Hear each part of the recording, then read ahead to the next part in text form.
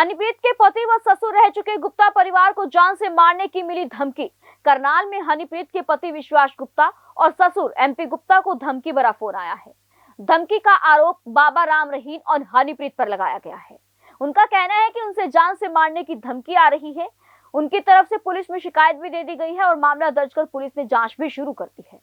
बाबा Ram Rahim sir jail से इलाज के लिए बाहर क्या आया कि अलग अलग चर्चाएं गर्म हो रही हैं।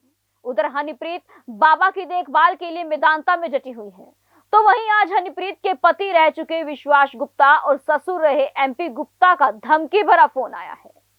ये फोन किसने करवाया ये तो अभी स्पष्ट नहीं हुआ, लेकिन उनका आरोप है कि बाबा राम रहीम और हनीप्रीत मिलकर इनको मरवाना चाहते हैं। पहले भी कई बार धमकी भरे खत आ चुके हैं, लेकिन जब से जेल में थे तो ऐसी बातें सामने नहीं आई थी। लेकिन अब इलाज के लिए बाबा राम रहीम जेल से बाहर हैं, तो वहीं मेदांता में बाबा की देखभाल करने के लिए हनीप्रीत भी डटी हुई है। उन्होंने आरोप लगाया कि ये फोन बाबा राम रहीम और हनीप्रीत ने मिलकर करवाया है। उन्होंने यह भी आरोप लगाया कि बाबा को कुछ नहीं हुआ है, चुनाव आने वाले हैं और इसी समय में इसीलिए बाबा मदद के लिए बाहर हैं। उन्होंने बताया कि वो पहले कई बार प्रेस वार्ता करके बाबा राम रहीम और हनीप्रीत के बारे में कई खुलासे कर चुके हैं, इसलिए बाबा राम रहीम और हनीप्रीत को हमसे गुस्सा है और वो गुस्सा निकालने के लिए हमें कभी भी मरवा सकते हैं। 2 बार प्रेस कॉन्फ्रेंस की है बाबा और हनीप्रीत के खिलाफ, और अब जो है उन्होंने फिर मेरे को धमकी दे दी थी कि मैं हम तेरे को किसी कीमत पर भी छोड़ेंगे नहीं दोनों को। अब पहले जो है 2017 में मेरे को कुर्बानी गैंग है एक डेरे का, उनकी चिट्ठी आई थी 4 टीवी चैनलों को, और एक हमारे को तुम्हारे को मारेंगे, तुम बाबा के खिलाफ बोलते हो। तो फिर मैंने उस टाइम भी FIR लॉन्च करा दी थी और टीवी वालों ने भी करा दी थी चंडीगढ़ के अंदर। अब जो है फिर रात 10:54 पे मेरे को फ़ोन आया, उसने कहा मैं कमल बोल रहा हूँ यूपी से, और मैं तेरे को और तेरे पापा को, तेरे बेटे को, विश्वास को मारेंगे, हम उतार लेना। उसके बाद वो टेलीफोन कट गया। उसके बाद फिर जो है 11:21 पे फिर कॉल आई, मैंने काट दिया। फिर कॉल आई, मैंने 4 बार मिस कॉल आई है फिर, लेकिन मैं उसके बाद मैंने बंद कर दिया। हमें उनसे डर है बाबा से, क्योंकि बाबा बाहर आ गया तो ये हमारे साथ कुछ भी करा सकता है। हो सकता है वो उस कुर्बानी गैंग का ही बंदा हो जिसके कि 200 आदमी हैं। अगर ये पुलिस एक्शन ले और वो बंदा पकड़ा जाए तो देश की बहुत ज़्यादा हेल्प होगी, क्योंकि वो कुर्बानी गैंग के 200 बंदे पकड़े जा सकते हैं। बाबू जी हमें हो सकती है, क्योंकि हमारा इस संसार में और बाबा के सिवाय, हनीप्रीत के सिवाय कोई दुश्मन नहीं है।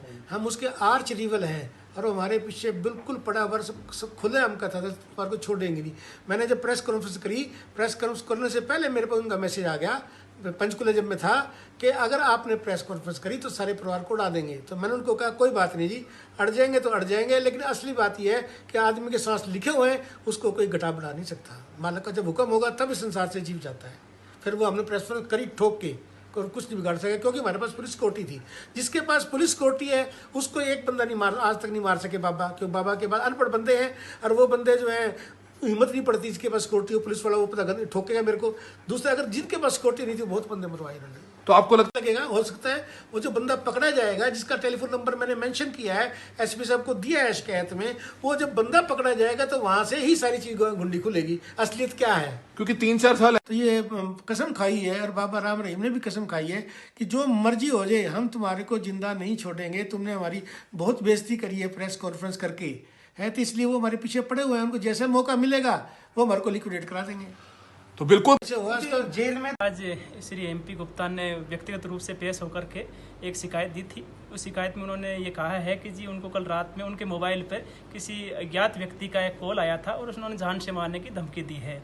उसके आधार पे हमने शिकायत उनकी रिसीव कर ली है और संबंधित थाने में उसको जांच हेतु भिजवाया जा रहा है और मामले की गहनता से जांच की जाएगी। और ये इसमें यदि लगता है कि वाकई में इसके जान से मारने की धमकी दी गई थी तो संबंधित व्यक्ति के खिलाफ कड़ी कार्रवाई की जाएगी। सर धमकी अभी हमारे पास शिकायत आई है, ये सभी जांच का विषय है कि इसमें कौन कौन व्यक्ति सम्मिलित हो सकते हैं और वास्तव में मामला क्या था, ये जांच के दौरान ही स्पष्ट हो पाएगा। लेकिन हमारे द्वारा ये सुनिश्चित किया जाएगा कि जो भी शिकायत करता है उसको किसी प्रकार से कोई खतरा ना हो। अभी सुरक्षाकर्मी उनको मुहैया करवाए गए हैं, यदि हमें उनकी सुरक्षा के लिए कुछ और भी कदम उठाने पड़े तो वो भी कदम। तो जिसने सर धमकी दी है उनका संपर्क पता चल पाया कि वो कहाँ का रहने वाला है, क्या मामला है? नहीं, अभी उसके जो संबंधित मोबाइल नंबर उन्होंने दिए हैं उसकी हम जांच कर रहे हैं और ये आइडेंटिफाई करने की कोशिश कर रहे हैं कि व्यक्ति एक्चुअल में कौन है और कहाँ पे रहता है। तरीके से ऑनलाइन ठगी करने का काम करता था, फर्जी कॉल सेंटर चलाता था। हमारी आप सभी से हाथ जोड़कर अपील कि जितने भी लोग इस वीडियो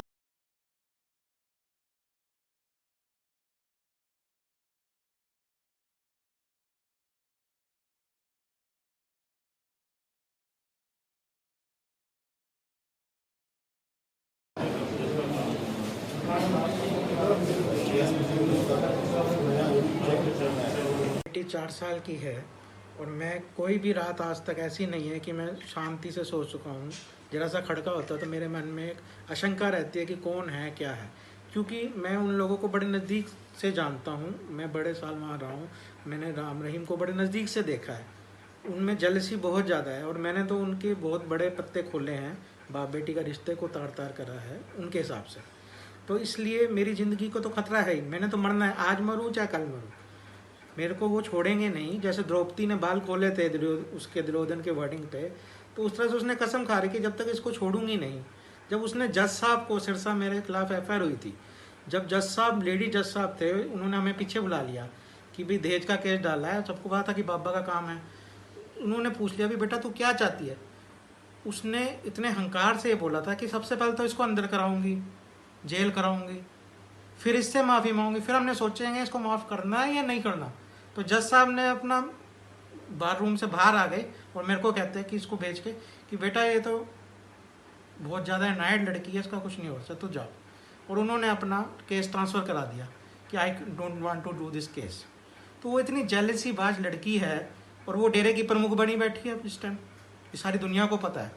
बाबा का परिवार है, वो क्यों नहीं वेदांता जा रहा, वो क्यों नहीं टेंडेड का कार्ड लेता।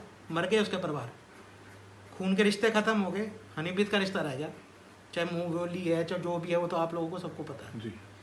तो इसलिए मैं तो ये कहता हूँ कि मैं तो कभी सेफ हुई नहीं। मैं एक आम आदमी हूँ और मैं इतना अफोर्ड भी नहीं कर सकता। ये सरकार देखे और एडमिशन देखे कि क्या चीज़ ठीक रहेगी। जी। मैं इस बारे में ज़्यादा कुछ कहना नहीं चाहता। तो अब आपको पता है कि बाबा जो है मेदांता में है और हनीप्रीत भी उनसे मिलने गई है, तो हो सकता है वही कि होगी, वो वही होती है, वो जा ही नहीं सकती है। जब तक बाबा बाहर है वो वहीं रहेगी। तो लगता है कि अब बड़े लोग जो है मेदांता में या बड़े अस्पतालों में जब एक बार आ जाते हैं तो वो जेल में कम जाते हैं, सेटिंग होती है कहीं ना कहीं। हाँ, सेटिंग होती है और वो उसको कॉन्स्पिरेसी का टाइम मिल गया। जेल में तो कितनी देर मिला जाता है, फ़ोन पे बात होती है। अब पता नहीं किस किस के खिलाफ क्या क्या कॉन्स्पिरेसी करेंगे, वो क्या करेंगे, किसको खरीदेंगे, किसको बेचेंगे, उनका काम। क्योंकि इस 3-4 साल आपको कोई धमकी नहीं आई, अभी ऐसा क्यों आई धमकी, ऐसा क्या? ये तो आप जाने या एडमिनिस्ट्रेशन जाने। तो चाहेंगे कि इन्वेस्टिगेशन होनी चाहिए, होनी चाहिए, बिल्कुल जायज होनी चाहिए। पता चलना चाहिए किसने फ़ोन करा, क्यों करा। हमारा नोन नंबर तो है नहीं। फोन नंबर है। सर आप बताते हैं कि बाबा की तबीयत खराब हो गई है, बाबा राम रहीम की तबीयत, बलात्कारी बाबा की तबीयत खराब हो गई। क्या लगता है कि तबीयत वाकई खराब हुई है? मैं बिल्कुल नहीं मानता, ड्रामा है। वो सब एक ड्रामा है। बाहर आपने कोरोना टेस्ट PGI में तो कराया नहीं, रोहतक में। आपने मेदांता में जाके ही क्यों कराया? आपको पता ही है मेदांता क्या चीज़ है, प्राइवेट हॉस्पिटल है। सेटिंग आजकल पैसे से तो कुछ भी हो सकती है। और नोटो वोटो का तो खेल हिंदुस्तान में शुरू से चलता है, मुझे ज़्यादा एलेबोरेट करने की जरूरत नहीं है। इंसान की कीमत नहीं है यहाँ, वोट और नोट की कीमत है। जिस घर से 10 वोट मिलने हो, आप भी मीडिया हैं, हम भी हैं, भागे जाते हैं लोग। और यहाँ तो फिर आपको पता है। तो क्या लगता है हरियाणा में चुनाव आएंगे 2.5 या 3 साल बाद, कहीं ना कहीं हो सकता है कि बाबा को कुछ राहत दे दे सरकार पूरी हो कि वहाँ कौन कौन उनसे मिलने जाता है, IB की CID की नजर रहनी चाहिए? बिल्कुल रहनी चाहिए। मैं तो कहूँगा कि भी सुप्रीम कोर्ट को और हाई कोर्ट को कोई ना कोई नॉमिनी प्रोवाइड करें वहाँ पे कि भी क्या हो रहा है, ये सरकार कर क्या रही है, कि दुनिया को मरवाने का ही ठेका है क्या। और दूसरे डॉक्टर से भी उनका चेकअप भी कराया जाए कि वाकई बीमार है या पूरा नहीं। बोर्ड बनाया जाए, पूरा बोर्ड बना के उनका चेकअप कराया जाए, पता चल जाए क्या बीमार है। कौन सा टेस्ट नहीं है जो PGI में नहीं है, एम्स में। ये तो सब ड्रामेबाजी है। अमीर आदमी के चोचले हैं, राजनीतिक वालों के चोचले हैं, और कोई रोला नहीं है। अब मेरे जैसा आम आदमी बीमार होएगा वो तो वेदांता में जाएगा नहीं, क्योंकि बिल इतना ज़्यादा है। तो आपको लगता है कि कहीं ना कहीं हनीप्रीत और बाबा अभी भी आपके प्रति वो खुंदक पाले बैठे होंगे? बिल्कुल 100% पाले। आप कमाल कर रहे हो कमल जी, मैंने उनके रिश्तों को तार तार करा। कौन कह देगा कि भी आप समझदार हैं जी। कौन लड़की, कोई भी लड़की हो, हनीप्रीत को छोड़ो, आप कोई भी लड़की हो, चाहे उसकी कोई आदमी कैसे भी कह दे, तो वो उसको क्या अंदर नफरत नहीं रखेगी। और जिसके पास पावर हो फिर तो बात ही कुछ और। एक आम लड़की और हनीप्रीत में तो फ़र्क है। वो आम लड़की नहीं है, वो दिखाया है जो मर्जी करे, वो आम लड़की तो नहीं है। जो आदमी डेरा सच्चा सौदा चला रहा है बैठा बाबा की एब्सेंस में, तो बाबा ही है वहाँ, और क्या है। माल बना रहे हैं वहाँ, दुकानें तोड़ दी उन्होंने दुकानें तोड़ दी, वहाँ माल बना रहे हो। जिसका डेरे का मुखिया वो जेल में पड़ा है और आप उसके पीछे दुकानें तोड़ के माल बना रहे हो, तो आप ये दुकानदारी और बिजनेस और पॉलिटिक्स ही कर रहे हैं, और क्या कर रहे हैं। आपको क्या दुख है? तो बिल्कुल आप क्या बात करोगे जब वो हॉस्पिटल में आराम से रूम में पड़े हैं और मिलने की कोई प्रॉब्लम है ही नहीं, आपको पता और भी लोग मिल सकते हैं, कोई भी मिल सकता है, दुनिया मिल रही है और मेरे को मेरे किसी फ्रेंड का फोन आज आया है, मैं बताना चाहूंगा, वो भी इनका अनुयायी है, उसने भी इन पे केस कर रखा है, उसको इन्होंने अप्रोच करना चाहा 4 साल बाद, he is a cast station वाले उसमें है वो, ठीक है, उसको उन्होंने अप्रोच करना चाहा आज कि भी हम उसको मिलना चाहते हैं किसी बंदे को, मेन बंदे ने, तो ये आज सारी कार्रवाई आज ही क्यों हो रही है? 4 साल से तो कोई कार्रवाई नहीं थी, किसी के साथ कोई कांटेक्ट नहीं था, आज उसी लड़के को भी क्यों फोन गया? उसने मेरे से राय करी, मैं कहा तू रहने दे, कोई जरूरत नहीं किसी पास जाने की, उनके डेरे का मेन बंदे का आ रहा है कि मैं मिलना चाहता हूँ, भी आज कैसे हो गया? इसका मतलब सक्रिय हो गया ना सारा सिस्टम। बिल्कुल बिल्कुल। तो विश्वासी, आपको लगता है कि कहीं ना कहीं जो बाबा राम रहीम के जो फॉलोवर्स हैं वो आज भी उनको मानते हैं, तो उन तक कोई संदेश देना चाहेंगे? जब कोर्ट ने बलात्कार जैसे, हत्या जैसे आरोपों में उनको सजा दे दी है, तो उन तक क्या मैसेज देना चाहेंगे? ऐसा है जी, जो भी भगत होते हैं, मेरी उम्र आज 43 ईयर्स की है, ज़्यादा बड़ी उम्र नहीं है, और मैं हमेशा डेरे में रहा, दुनिया मैंने देखी नहीं, जब तक मैं डेरे में रहा तो मैंने एक कुएं के मेंढक की तरह रहा, मेरे लिए वही भगवान थे, सब कुछ थे, जो कहते थे, जो पढ़ाते थे। लोग कहते थे यहाँ रेप हो रहे हैं, ये हो रहा है, हमें नहीं समझ में आता था। मेरे फादर एजुकेटेड हैं, मैं भी एजुकेटेड है। जब शीशा मेरे सिर पे फूटा, आके पत्थर लगा, तो मुझे समझ में आया कि ये तो एक्चुअल क्या है।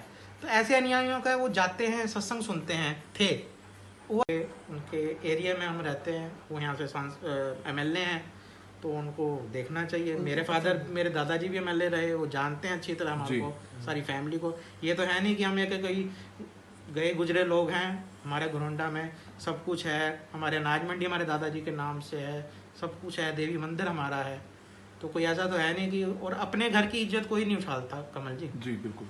ये बताइए कौन अपने घर की इज्जत उछालेगा? बढ़िया लोग क्यों करेंगे? ये तो जो हकीकत है वो है, ये तो सरकार को देखना चाहिए। क्या तो आपको लगता है हाई लेवल उन्होंने चेंज कर दिया कि उस पर कोई केस ना कर सके डेरा सच्चा सौदा, क्योंकि राखी सावंत बनाना चाहती थी, उस पर उसने केस करवा दिया, उसने बंद कर दी। उन्होंने बनाए हैं, कुछ फैक्टर्स लिए हैं, कुछ बेकार के फैक्टर्स लिए हैं, मिली जुली राजनीति टाइप का बनाया, कोई वो एक्चुअल नहीं कहानी वो बना पाए जी, क्योंकि डेरे का डर बहुत है, लोगों को पता है, मिनट में केस कर देते हैं, ये लोग खड़े हो जाते हैं, क्योंकि पैसा बहुत है इनके पास, पैसा और एक वोट की पावर। तो आप सर करनाल के रहने वाले हैं, CM साहब करनाल से MLA हैं, तो उनके पीछे आदमी मर जाता है, यहाँ तो 1-2 लाख का सिस्टम है। तो डेरा वही चला रहे हैं, डेरा हनीप्रीत चला रही है, सारे हुक्म उसके। आप देखिए ना, जब मैदानता में उसकी 2 लड़कियां, एक लड़का, माँ, वाइफ, बहू, सब है, वो एक भी टेंडेंट नहीं है। टेंडेंट कार्ड उसी ने क्यों लिया कर? वो 8:30 बजे सुबह पहुंच भी गई, अभी तो बाबा आया, वो पहुंच भी गई, परिवार कोई आया नहीं है, तो वो तो मिली मिलाई है। वो तो अभी क्या जानकारी है, हनीप्रीत वही है या वापसी चली गई है यहाँ से? ये मेरे को कोई जानकारी जी, नहीं। लेकिन आप चाहते हैं कि मेरी प्रशासन गारंटेड है, जब तक बाबा मैदानता है वो जा नहीं सकती, वो वहीं मिलेगी। आपने रिश्ते का खुलासा किया था, पूरे देश ने देखा था कि बाबा कहते थे बेटी है उनकी, लेकिन आपने बताया था कि वो बेटी नहीं है, गलत रिश्ते हैं दोनों के बीच में, तो इस पर क्या कहना चाहेंगे? सर मैंने बिल्कुल सच बोला था, और उस टाइम मेरी 25 मिनट की डॉक्यूमेंट्री है जी। उस टाइम मैंने बार बार बोलने से रिश्तों के बारे में मेरे को मन को दुख होता है जी, आपको पता ही है वो सारा जो भी था। तो बिल्कुल आप जिस आदमी को जेल ले जाने के लिए इतना बड़ा प्रोपोगंडा मचाना पड़ा, हाई कोर्ट ने मॉनिटरिंग करी, 40 से ऊपर आदमी उस दिन की डेथ हुई, इतना प्रॉपर्टी प्राइवेट और गवर्नमेंट दोनों को नुकसान हुआ, जब इतना सारा कुछ होने के बावजूद उस बंदे को आप फिर बाहर निकाल रहे हो कि वो साजिश करे और लोगों को मरवाए। और हिंदुस्तान में, हरियाणा में, खासकर हरियाणा पंजाब मेन है इनका, हरियाणा पंजाब में फिर दंगे हुए, कोई कारण हो जाए, सिर्फ वोटों की राजनीति रह गई। फिलहाल इस परिवार ने धमकी भरा फोन आने के बाद पुलिस को शिकायत दे दी है। पुलिस ने भी मामला दर्ज कर लिया है, लेकिन बड़ा सवाल यह है कि कॉल किसने किया? क्या सचमुच में इस परिवार को बाबा राम रहीम और हनीप्रीत से खतरा है या फिर कोई और माजरा है? पुलिस जांच में आगे क्या कुछ सामने निकल कर आता है, यह देखना होगा।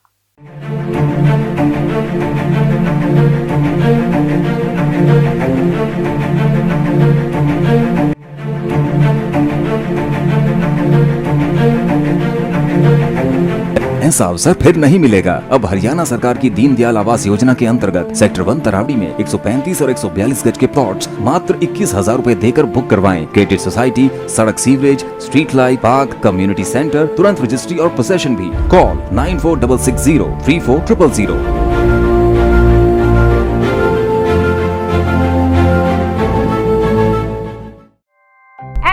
लेटेस्ट खबरें पाने के लिए बेल आइकन को क्लिक कर हमारे चैनल को लाइक, शेयर एंड सब्सक्राइब करें।